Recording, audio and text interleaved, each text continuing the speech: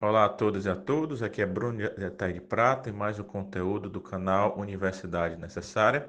Hoje iremos apresentar algumas considerações sobre o coronavírus. Não sou da área de saúde, não sou da área de epidemiologia, não tenho conhecimento técnico para apresentar nenhuma opinião mais precisa. Nesse sentido, irei apresentar apenas algumas considerações bem gerais sobre o coronavírus e o pensamento científico, a sua relação com a pesquisa, com as universidades. O primeiro ponto que eu gostaria de destacar se refere à origem do coronavírus. Usualmente, as pessoas têm acreditado a origem do coronavírus sendo advindo de morcegos em um mercado de pescados na cidade de Wuhan, na China, de onde teria surgido essa grande pandemia. Essa é a versão mais aceita no momento e é que a grande mídia tem veiculado ao longo do mundo todo, né? Existe outra corrente que o vírus teria sido criado em laboratório, devido à sua à sua taxa de contágio ser algo que não é usual, né? E algumas pessoas têm se manifestado nesse sentido. Publicações científicas sob as duas perspectivas têm sido apresentadas, né? Recentemente, o Prêmio Nobel de Medicina francês, que me falta o nome dele agora, apresentou em uma entrevista no canal Aberto na França que o coronavírus teria sido feito em laboratório, que causou grande estardalhaço. A questão é que nós não podemos afirmar com certeza hoje.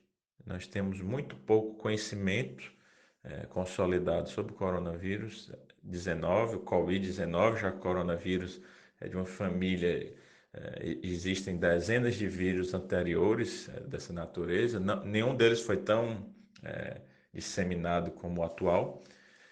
Então, só o tempo dirá, e só o tempo, por conseguinte, após pesquisas científicas realizadas por pessoas de competência e notório saber, vão poder nos elucidar se o coronavírus vem da natureza ou se ele foi criado em laboratório. O importante é destacar que no ambiente universitário nós não podemos ter medo do contraditório, nós não podemos ter medo do debate, não podemos fechar nossa mente para uma determinada hipótese, seja ela no curto ou no médio prazo. Outra questão que eu gostaria de pontuar se refere à taxa de mortalidade do coronavírus, que eu tenho observado na grande mídia em diversos países que eu tenho acompanhado. É, a exploração muito negativa dessa enfermidade. Não vejo um intuito, né? Um propósito de tranquilizar a população. Vejo muito essa questão de sensacionalismo, né? De catástrofe. As pessoas realmente ficam muito ansiosas, os idosos, as crianças estão todos aí bastante ansiosos, com medo. E não que nós não devamos ter cuidados, todo cuidado é necessário, todas as medidas de segurança, as recomendações dos órgãos competentes devem ser seguidas, mas a taxa de mortalidade do coronavírus, em geral, ela é inferior aí a 5%. Tenho observado vários estudos de universidades de diversos países.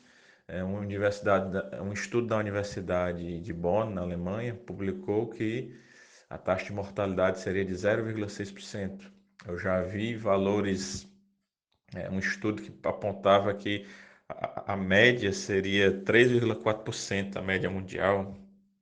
Isso varia muito de um dia para o outro, isso pode variar muito, e varia também muito de país para país, porque depende de vários fatores, densidade populacional, temperatura, a questão demográfica, são vários fatores, e só com o tempo e quando os casos ativos tiverem sido reduzidos e concluídos, e nós tivermos a certeza de quem foi efetivamente curado e quem faleceu, nós vamos poder ter esse número preciso de qual seria essa taxa aí de mortalidade e a taxa de letalidade, que são dois indicadores distintos.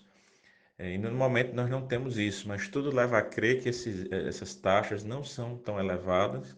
Uma doença, por exemplo, como sarampo, que nós já convivemos aí há muito tempo, provavelmente é dezenas de vezes mais letal e mortal do que o coronavírus.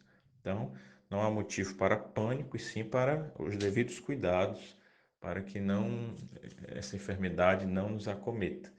E uma outra questão pertinente se refere ao confinamento.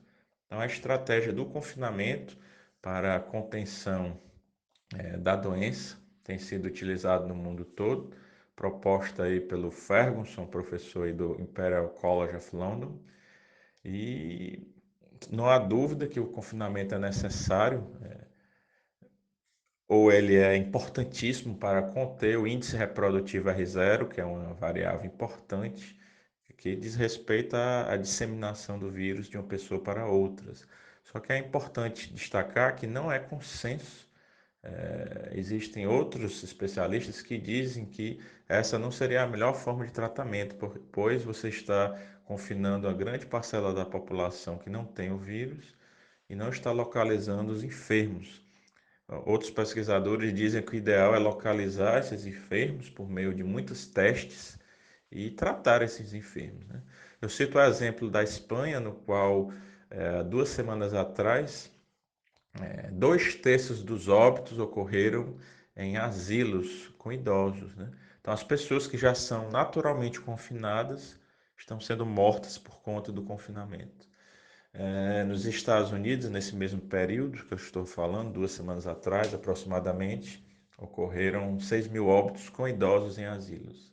Então, o confinamento é necessário, é importante, deve ser seguido. A ordem, a recomendação dos institutos, né, da Organização Mundial de Saúde e outros órgãos competentes deve ser seguida, mas deve ser também contestada. Será que a melhor forma é o confinamento? Será que e os outros impactos que esse confinamento traz na sociedade, impactos psicológicos, impactos sociais, impactos econômicos, impactos de diversas naturezas também devem ser ponderados e mensurados. Então, não é simplesmente uma pessoa criticar o confinamento ou falar sobre a origem do vírus ou a mortalidade. Ela já é taxada de conspiracionista, já é taxada de negacionista, já é taxada. E outros rótulos políticos que eu não vou apontar aqui. Esse tipo de discurso ele não combina com a ótica das universidades. A universidade vem de universo, a universidade vem de formas diferentes de pensar. A universidade não pode ter medo do debate, não pode ter medo de esgotar uma questão, de discutir, e esmiuçar e de descobrir. Então, essas 3 questões que eu disse no momento, nós não temos a resposta. Ninguém tem a resposta, ninguém é dono da verdade, não existe conhecimento necessário sobre essa enfermidade no atual momento para que nós possamos efetivamente constatar verdades absolutas, digamos assim. Então, vamos ter toda a tranquilidade, né? Isso, e o intuito desse meu conteúdo hoje era exatamente que nós tenhamos aí a mente aberta para sempre contestar, sempre perguntar, sempre procurar descobrir, investigar, estar sempre instigando esses questionamentos, né? Nunca aceitar